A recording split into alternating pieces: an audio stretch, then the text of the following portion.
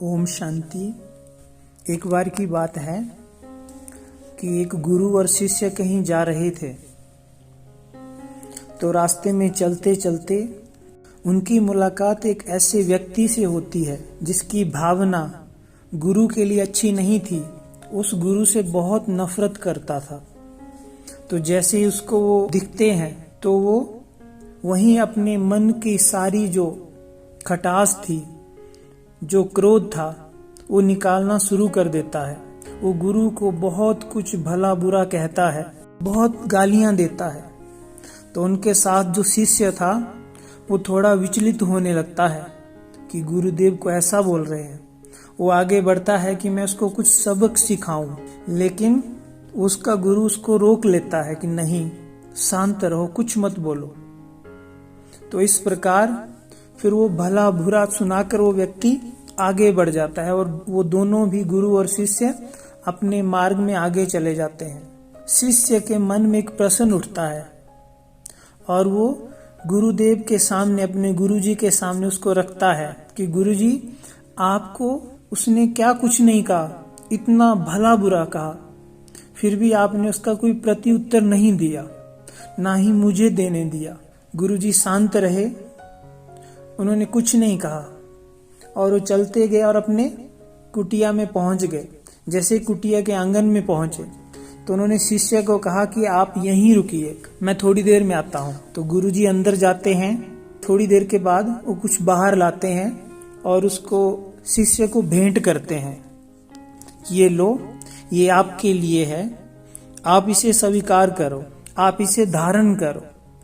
तो शिष्य उसे देखकर मना करता है कि नहीं, मैं इसे धारण नहीं कर सकता।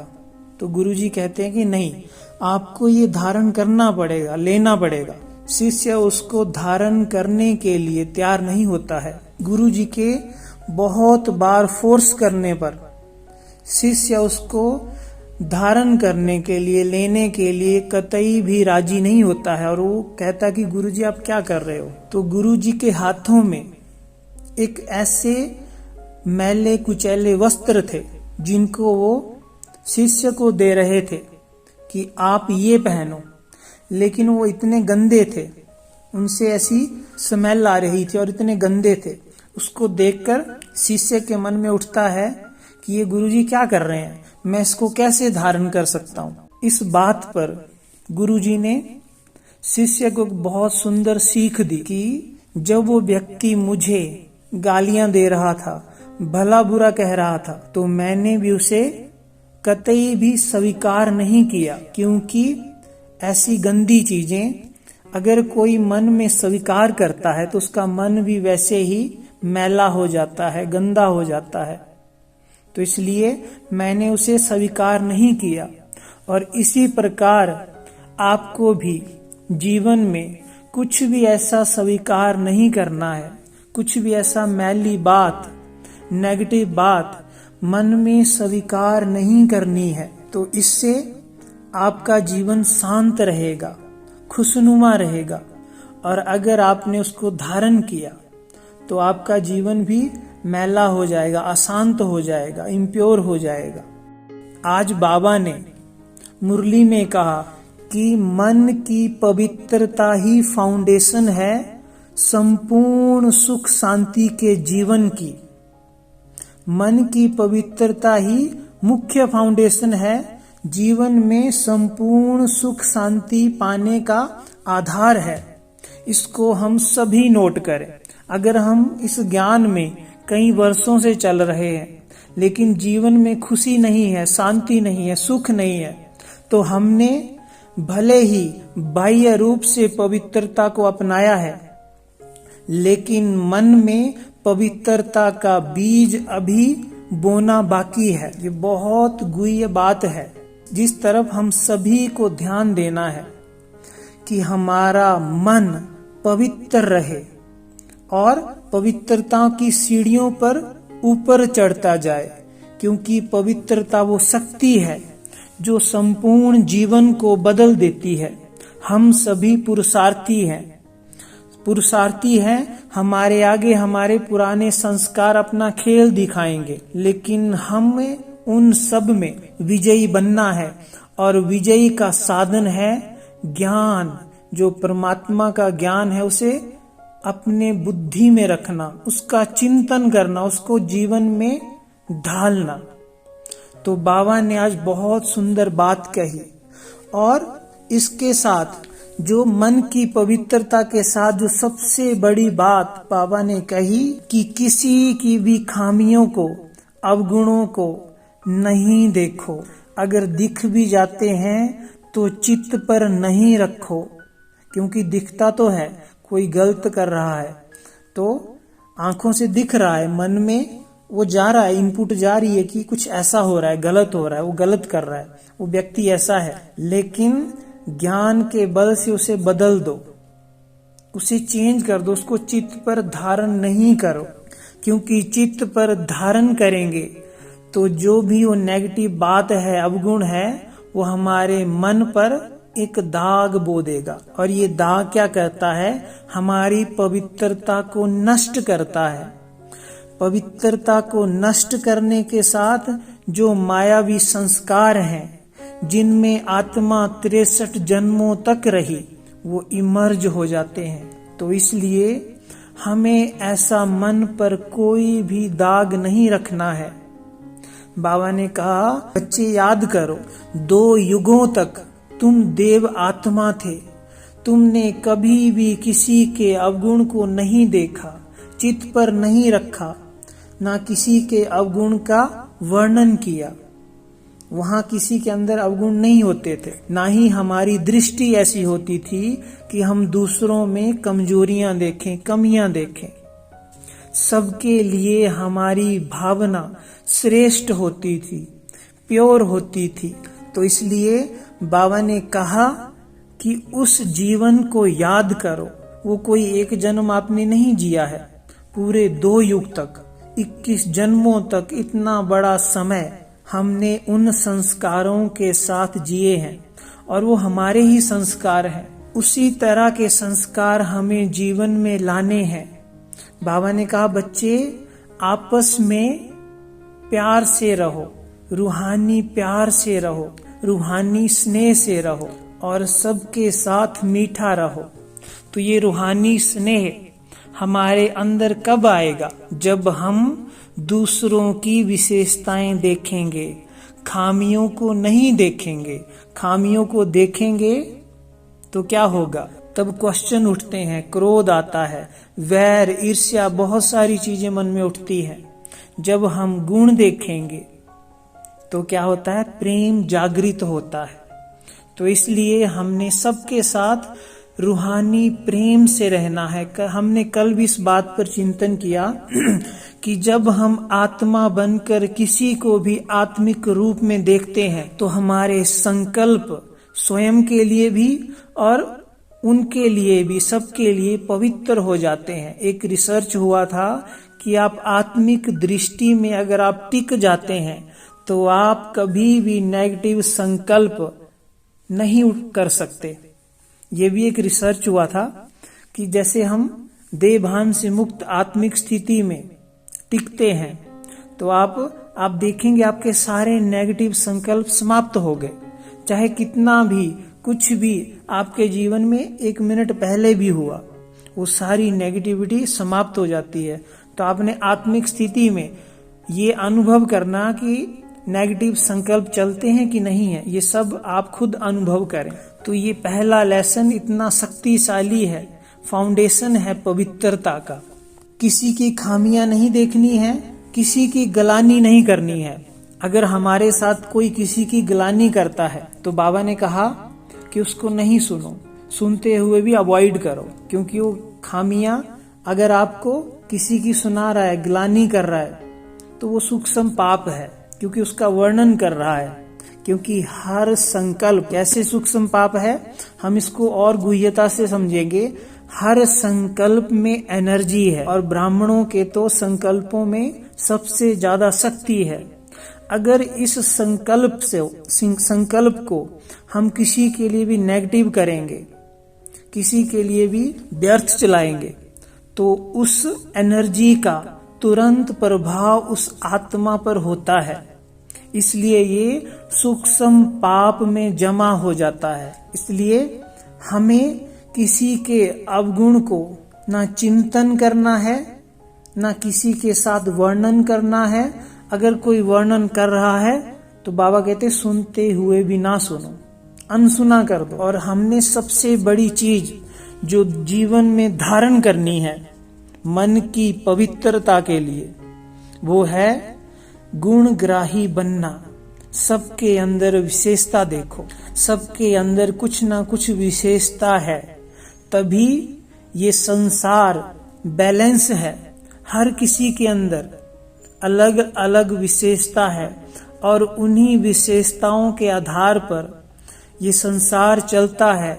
इसमें एक बैलेंस क्रिएट होता है। तो इतनी सारी आत्माएं, सबकी अलग अलग विशेषता है, उस विशेषता को देखो। अगर विशेषता नहीं देख पाते हैं तो एक छोटा सा संकल्प बाबा ने दिया कि सबको ये समझो कि ये परमात्मा के बच्चे हैं, सभी को ये इस नजर से देखो। तो क्या होगा, हमारी दृष्टि किसी के अंदर भी खोट खामियां नहीं देखेगी, किसी के प्रति भी नेगेटिव नहीं रहेगी।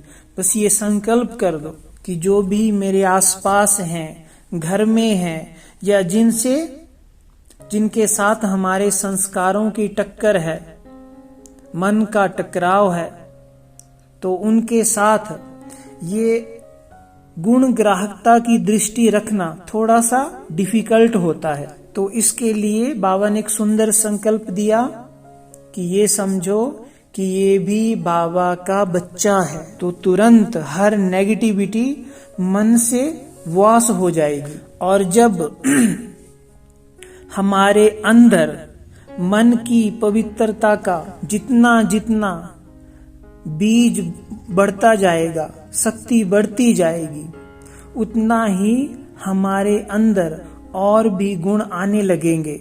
जैसे बाबा ने कहा कि सबसे रूहानी प्यार से रहो। रूहानी प्यार कब आएगा?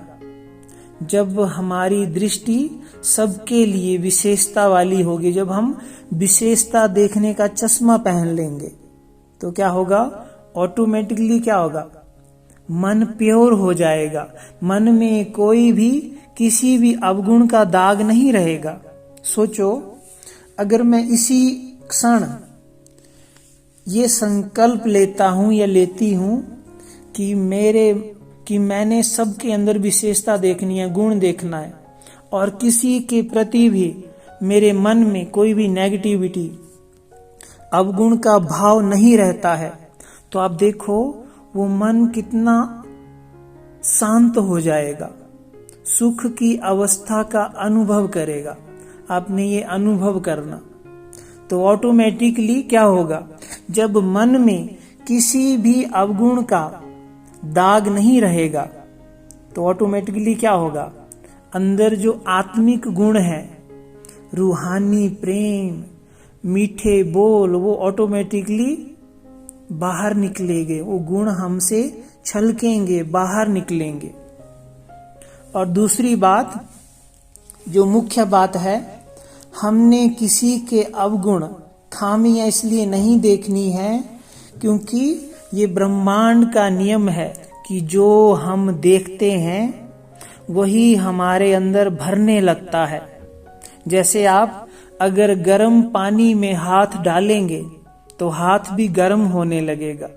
उसी प्रकार अगर आप किसी के अंदर उसके अवगुणों को देखेंगे, अपने मन की दृष्टि से किसी के अंदर अवगुणों को, खामियों को देखेंगे, तो आप क्या कर रहे हैं, उन खामियों का, उन अवगुणों का अपने आप में आह्वान कर रहे हैं। तो हमें किसका आह्वान करना है?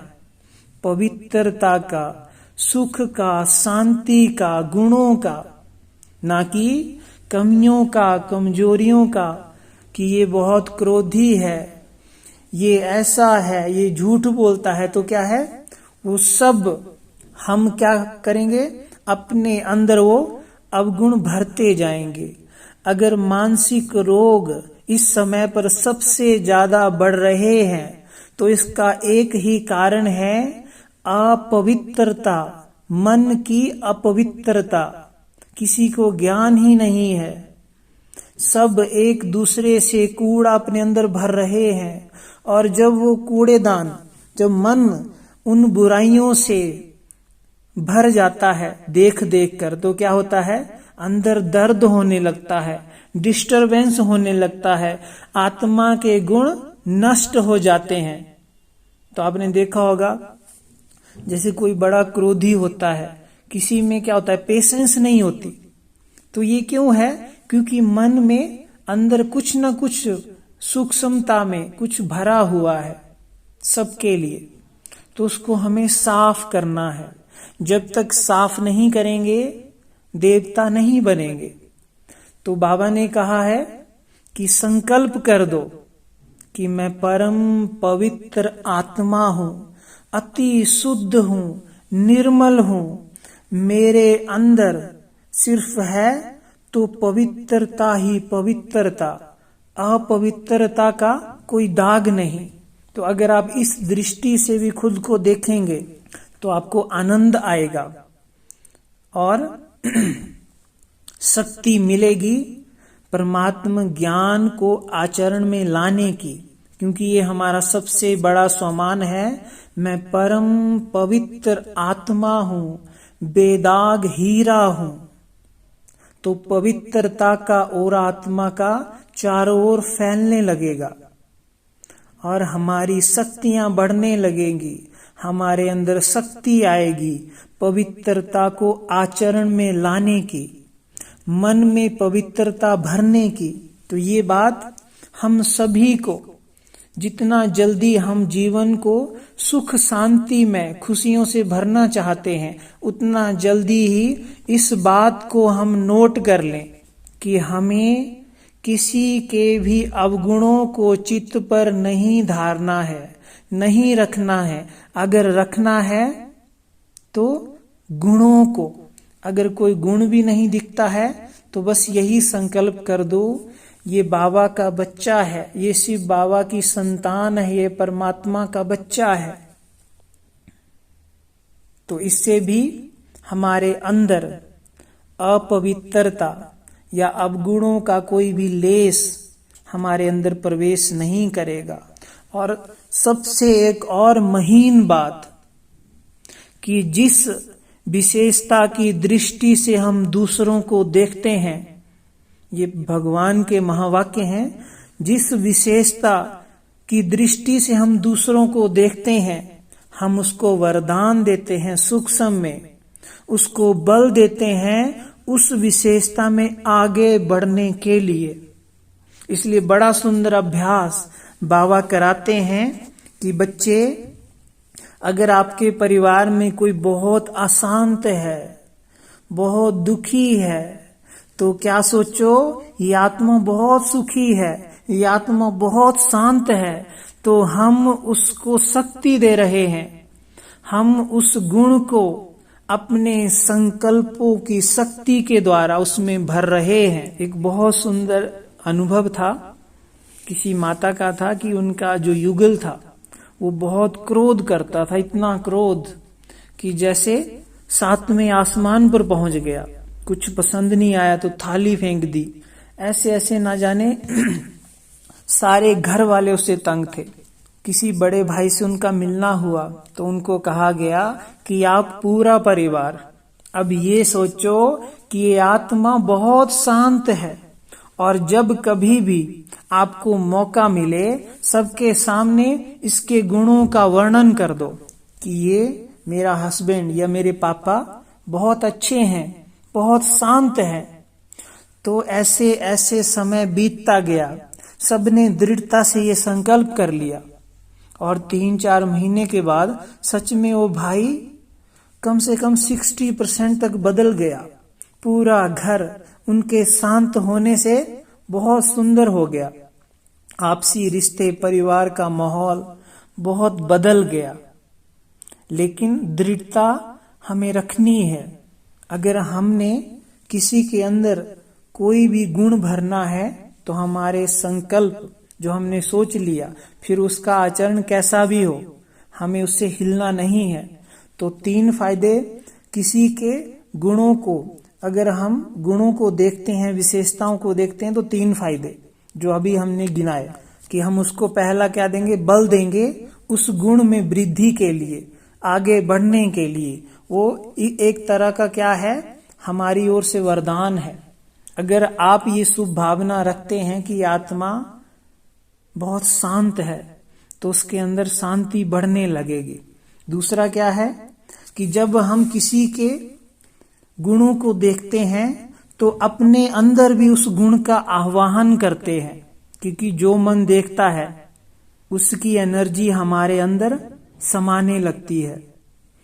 तो इसलिए ये दूसरा सबसे बड़ा फायदा कि मुझे खुद को कैसा बनाना है, तो वैसा ही हमने दूसरों में देखना है।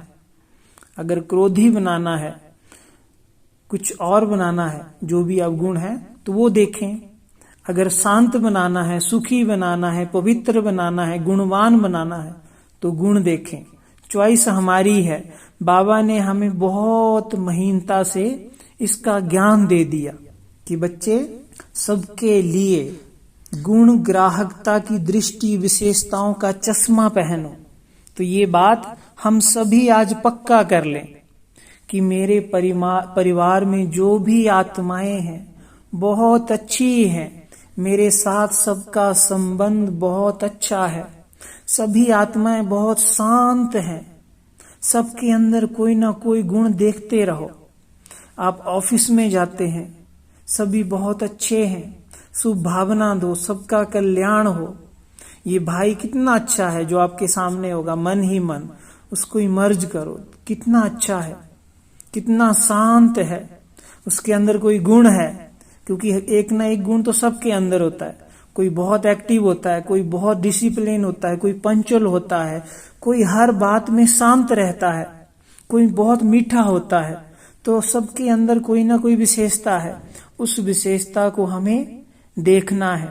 कोई भी विशेषता ना मिले तो बस यही सोचो कि ये परमात्मा का बच्चा है, तब भी हमारा कोई भी नेगेटिव संकल्प उसके प्रति नहीं उठ सकता। अब लास्ट बात, बाबा ने कहा कि बाप के साथ ऐसा लव रखो जो सदा एक बाप से चटके रहो।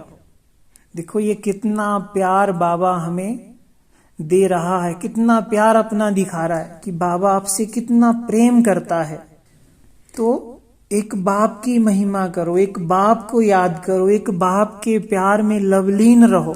तो बहुत सारे बाबा के बच्चे हैं, कोई विधि से याद करता है, कोई सबको देख कर कि सब चल रहे हैं ज्ञान में तो उस रीति से याद करता है, कोई ये देखता है कि भगवान की आज्ञा है तो उसके मार्ग पर चलना है तो उसको याद करना है।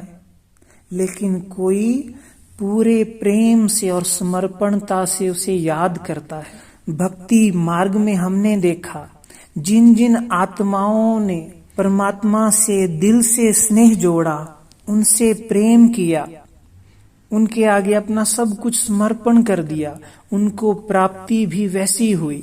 तो अगर हम भी सतो प्रधान बनना चाहते हैं, परमात्मा की सारी शक्तियां, सारा वर्षा लेना चाहते हैं, तो एक गुण को धारण करो, प्रेम को। देखो मीरा ने कितना प्रेम किया, तो मीरा से बड़े बड़े भक्त भी हुए, बड़े बड़े ज्ञानी भी हुए भक्ति मार्ग में, लेकिन मीरा फिर भी नंबर 1 भक्त कहलाई, जिसके लिए परमात्मा ने भी सब कुछ समर्पण कर दिया। तो ये प्रेम है। जितना प्रेम होगा उतना ही परमात्मा भी अपना सब कुछ समर्पण हमारे आगे कर देगा। तो हम इस प्रेम को बढ़ाएं, और प्रेम को बढ़ाने के लिए खुद से प्रेम करें। खुद से प्रेम करेंगे तभी बाबा से भी प्रेम कर पाएंगे। तो अभी समय समाप्त होने वाला है, तो आज की क्लास यहीं तक थी। ओम शांति।